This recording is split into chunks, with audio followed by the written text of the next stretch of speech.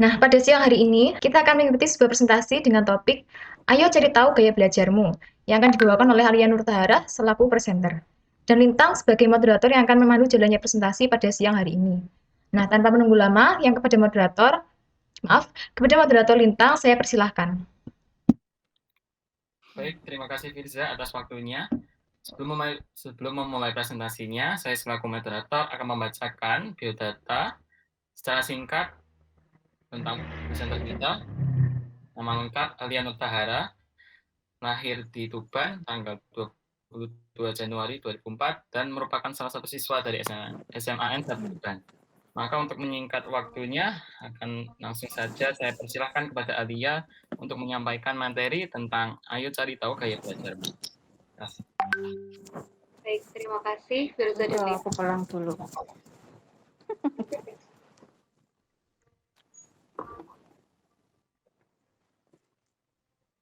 Tuh. Apakah sudah terlihat?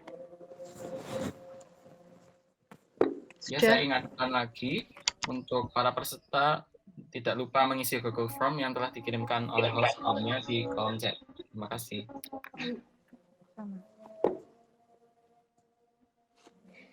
Baik, akan saya mulai presentasi pada meeting kali ini dengan judul Ayo Cari Tahu Gaya Belajarmu.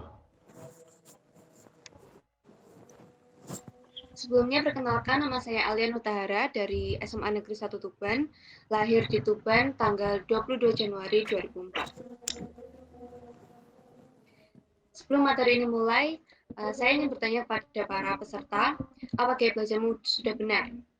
Bagi kalian yang nggak tahu kalau gaya belajarnya itu udah benar apa belum, gini aja deh, saya kasih pertanyaan. Pernah nggak sih kalian belajar berjam-jam atau udah baca satu buku tapi habis itu lupa lagi atau mungkin tetap aja nggak paham. Nah, itu bisa aja terjadi karena gaya belajarmu nggak benar atau nggak sesuai sama apa yang diri kalian inginkan secara nggak sadar. Nah, tapi tenang aja, di sini saya akan menjelaskan mengenai gaya belajar, jenis-jenisnya, dan juga kenapa sih penting untuk kita mengetahui gaya belajar yang tepat. Nah, sebelumnya, apa sih gaya belajar? Menurut Gunawan, gaya belajar merupakan cara yang lebih kita sukai dalam melakukan kegiatan berpikir, memproses, dan mengerti suatu informasi. Sedangkan menurut Gray, mendefinisikan gaya belajar sebagai cara alami individu, kebiasaan, dan cara yang lebih suka dalam menyerap, mengolah, dan mempertahankan informasi dan keterampilan baru. Jadi sebenarnya gaya belajar ini, jadi sebenarnya setiap orang itu tentunya memiliki cara yang berbeda-beda dalam menyerap dan memproses informasi.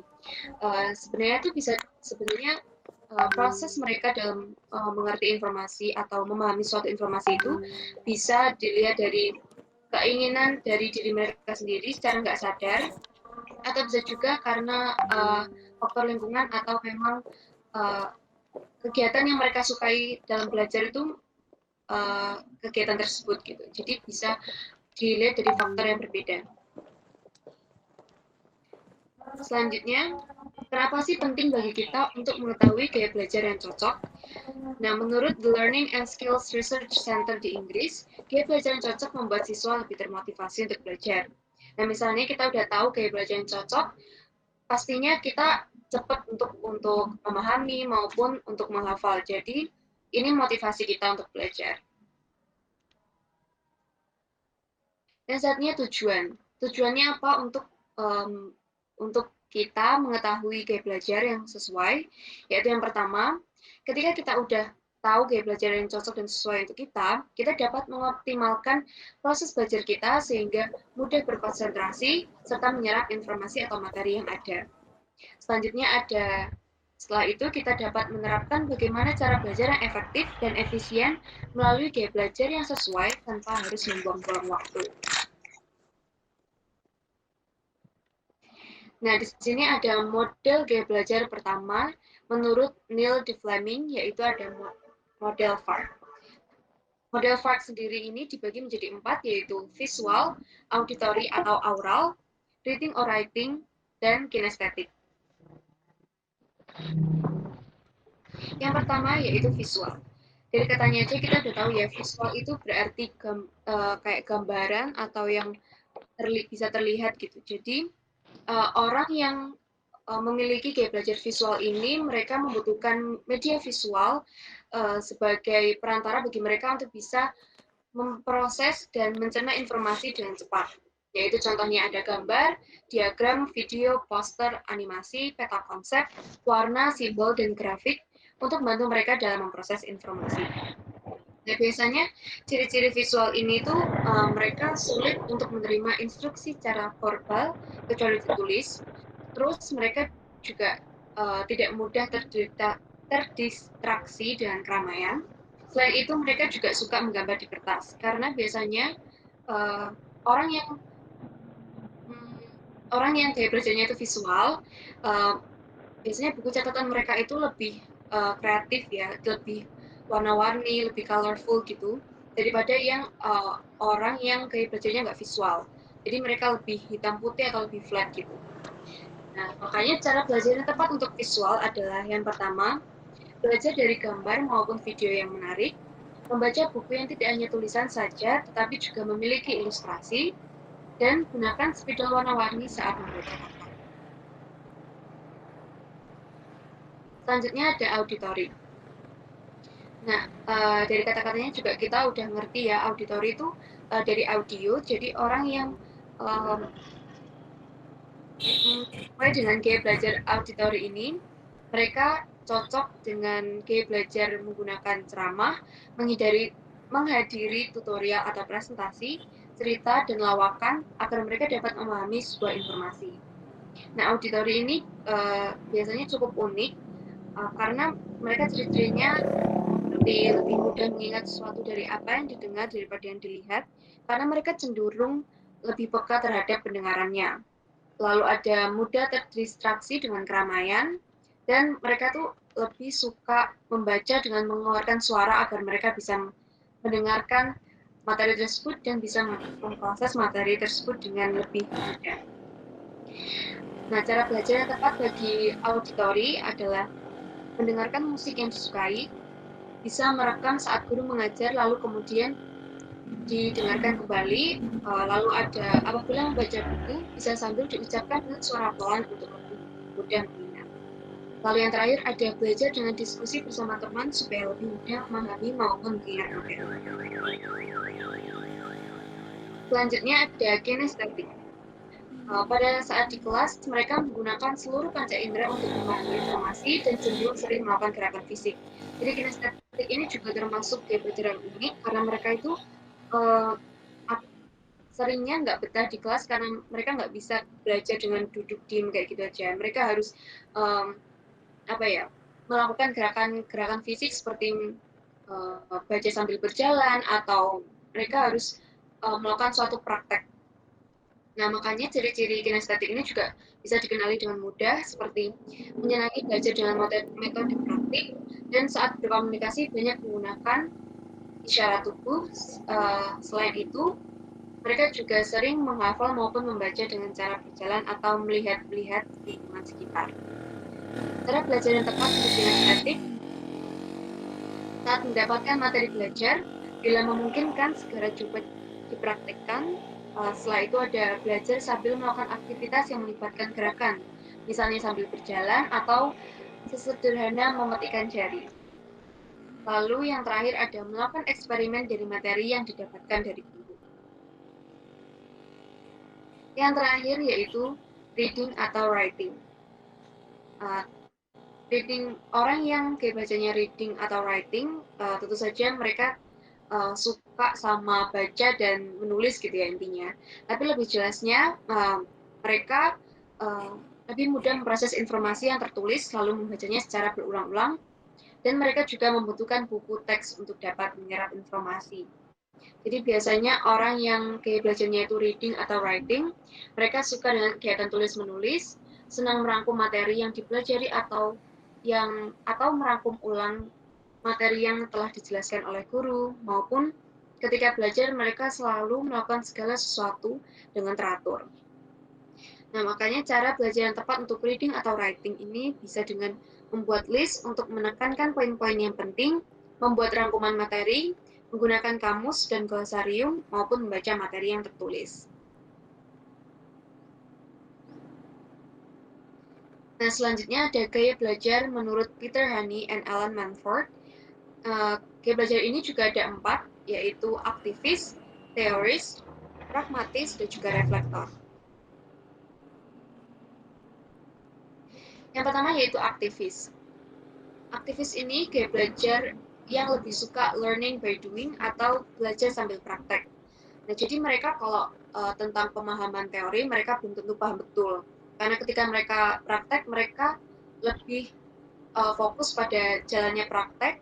Mereka paham, tapi teori yang lebih mendetail mereka belum tentu paham kecuali dijelaskan.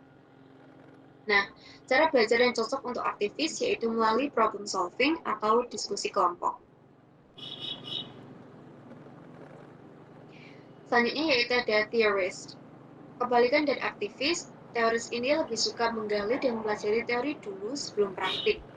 Saat praktik pun, dia lebih suka mengikuti teori yang dipelajari. Makanya cara belajar yang cocok untuk teoritis ini adalah gaya belajar yang melibatkan membaca atau pengaplikasian dari teori tersebut.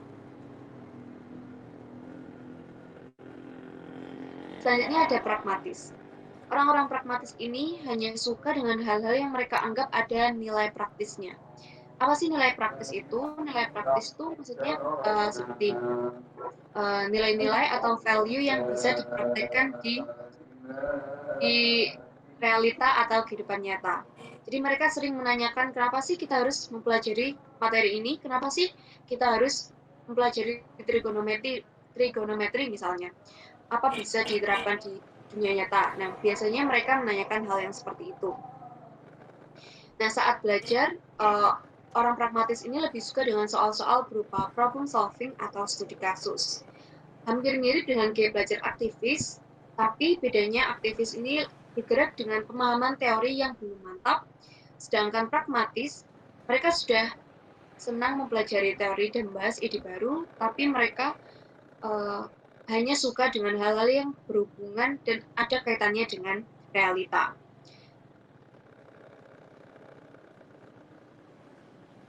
Yang terakhir yaitu ada reflektor. Reflektor adalah orang dengan gaya belajar yang lebih suka mengamati dan menganalisis. Jadi mereka sebelum mengambil keputusan atau kesimpulan, mereka mengumpulkan data, bertanya kepada orang sekitar atau orang yang lebih pengetahuannya lebih tinggi dari mereka, dan diskusi dengan teman-teman agar bisa mendapatkan berbagai sudut pandang.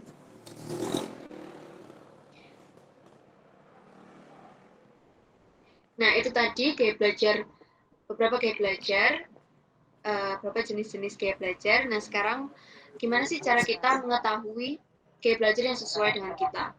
Yang pertama yaitu tentunya kita bisa mengetahui gaya belajar yang sesuai dengan mengetahui diri kita sendiri. Jadi diri kita itu suka yang kayak gimana, suka dengan kegiatan yang kayak gimana. Misalnya kita suka ngerangkum. Nah, mungkin kita besok-besoknya harus belajar dengan gaya belajar reading or writing, seperti membuat rangkuman atau menekankan poin-poin yang tadi sudah saya jelaskan. Nah, bagi kalian yang mungkin masih bingung gaya belajar yang cocok itu kayak gimana sih? Nah, ada tes gaya belajar yang bisa kalian ikuti. Kalau kalian bingung mau ikut gaya belajar versi mana, kalian bisa ikut tes gaya belajar versi Peter Honey and Alan Manford. Nah, di situ kalian harus mengisi beberapa pertanyaan dengan jujur agar gaya belajar yang dihasilkan, yang muncul sebagai hasil juga sesuai dengan diri kalian. Nah, selanjutnya, efektif nggak sih kalau kita belajar sesuai dengan gaya belajar yang cocok dengan kita? Nah, sebenarnya secara teori, sebenarnya ini juga masih menjadi perdebatan bagi para ahli. Namun, setidaknya saat kita sudah tahu cara yang tepat bagi kita untuk belajar, tentunya itu memaksimalkan belajar kita, dan belajar kita itu tetap tepat sasaran dan nggak asal-asalan.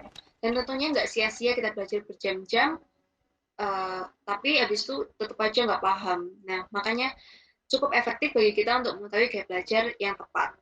Nah, selain itu ada cara untuk mengantisipasinya, yaitu membuat jurnal belajar. Jadi, kita membuat jadwal belajar kita sehingga belajar kita bisa lebih terstruktur. Nah, sekian dari presentasi saya. Terima kasih. Baik, terima kasih Alia. Saat ini saatnya pada sesi tanya jawab. Para peserta yang memiliki pertanyaan tentang topik ini bisa menuliskan pertanyaannya di kolom chat. Dan dikarenakan terbatasnya waktu, kami hanya akan menjawab satu pertanyaan saja. Terima kasih.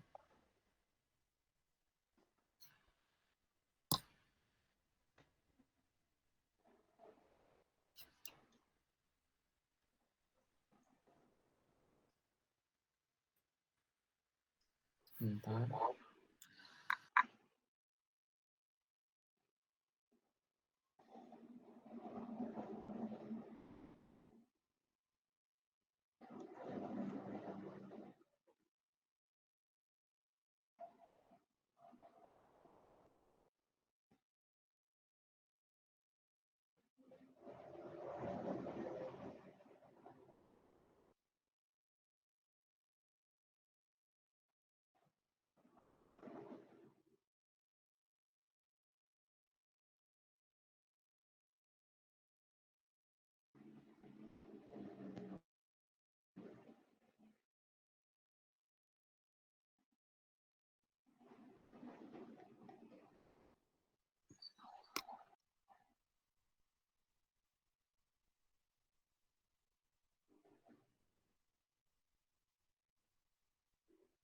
Bagaimana? Ada pertanyaan?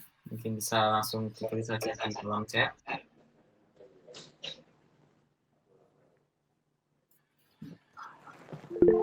Oh ini, baik. Untuk pertanyaan dari Siti Nurkhalifa, yaitu bagaimana jika ada siswa belajar dengan guru yang gaya belajarnya tidak sama dengan siswa tersebut? Mohon presenter, jika sudah siap untuk menjawab, saya persilahkan. Baik, terima kasih pertanyaannya. Bagaimana jika ada siswa belajar dengan guru yang gaya belajarnya nggak sesuai dengan siswa itu? Sebenarnya seorang guru itu memang harus menyesuaikan gaya belajar muridnya. Jadi dalam proses pembelajaran itu seharusnya guru juga menyesuaikan gaya belajar muridnya. Namun seperti yang kita ketahui kalau di kelas itu nggak hanya ada beberapa murid, namun ada banyak, kurang lebih 30 bahkan bisa lebih. Karena itu tidak mungkin jika seorang guru yang ada di kelas tersebut harus menyesuaikan gaya belajar siswa masing-masing. Karena itu sebagai siswa kita juga harus mengerti kebutuhan kita. Seperti contohnya ketika ada materi baru saat pulang sekolah, kita bisa segera mempelajarinya ulang atau mempelajari materi tersebut lagi sesuai dengan gaya belajar kita. Sehingga kita juga dapat memahaminya dan kita bisa memahami materi tersebut. Apalagi pada situasi pandemi seperti ini, kita nggak sering ketemu dengan guru, dan tentunya kita nggak didampingi oleh guru ketika pembelajaran. Karena itu kita harus belajar secara mandiri di rumah. Baik, itu jawaban saya untuk pertanyaan tadi. Terima kasih. Apa sekiranya cukup jawabannya? Iya, cukup. Terima kasih. Untuk mempersingkat waktu,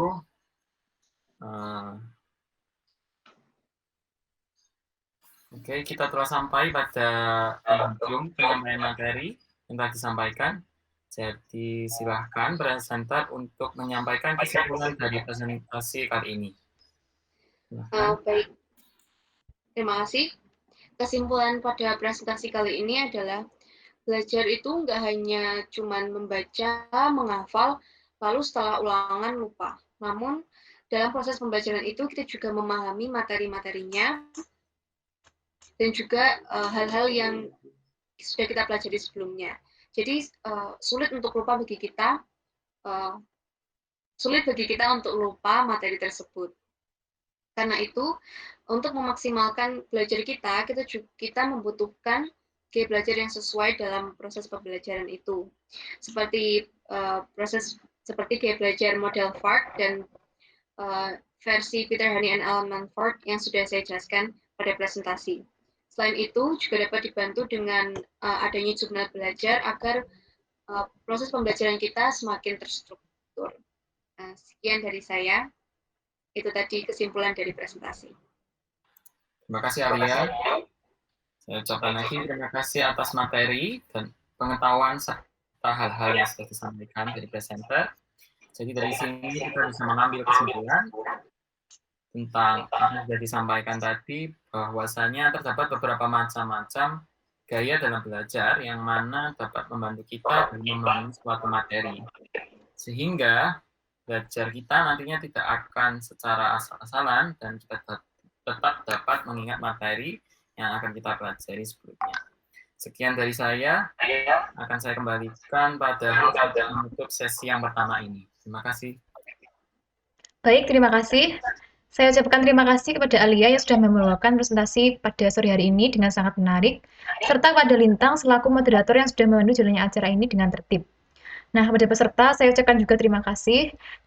Saya ucapkan juga terima kasih banyak karena sudah mengikuti pertemuan ini dengan tertib. Saya selaku host meminta maaf apabila terdapat kesalahan, baik yang disengaja maupun tidak disengaja. Nah, sebelum saya tutup, saya ingatkan lagi bagi para peserta yang belum mengisi presensi online untuk segera mengisinya. Baik, terima kasih. Saya akhiri sesi pertama. Sampai jumpa di sesi kedua. Wassalamualaikum warahmatullahi wabarakatuh. Waalaikumsalam warahmatullahi wabarakatuh.